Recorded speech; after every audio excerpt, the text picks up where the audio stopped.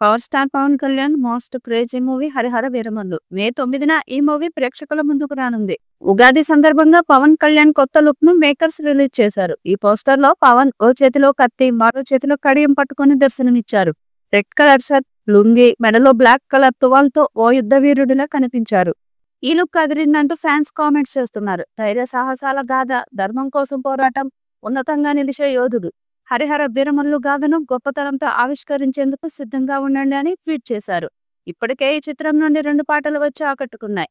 ఇప్పుడు 3వ సాంగ్ ని సిద్ధం చేస్తున్నారు. వచ్చే వారం ఈ మూవీ నుండి 3వ పాటను విడుదల చేసేందుకు సన్నాహాలు చేస్తున్నారు. పీరియాడిక్ యాక్షన్ అడ్వెంచర్ గా తెరకెక్కుతున్న ఈ మూవీకి నిర్మాత ఏఎం రత్నం కొడుకు జ్యోతికృష్ణ దర్శకత్వం వహిస్తున్నారు. పవన్ సరసన నిధి అగర్వాల్ హీరోయిన్ గా నటిస్తున్నారు. బాబీ డియోల్, అనుపమ్ ఖేర్, నోరా ఫతేహి, విక్రమ్జిత్, జిషు సేన్ గుప్తా, సునీల్, నాజర్, కబీర్ సింగ్, సుబ్బరాజు తదితరులు కీలక పాత్రలు పోషిస్తున్నారు.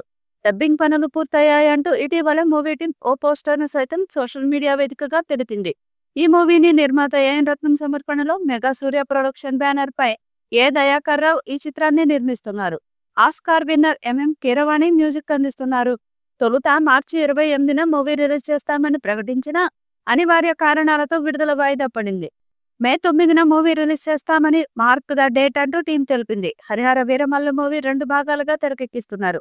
ఫస్ట్ పార్ట్ ను స్వాడ్ వర్సెస్ స్పిరిట్ పేరుతో మే 9న ప్రేక్షకుల ముందుకు తీసుకువస్తున్నారు.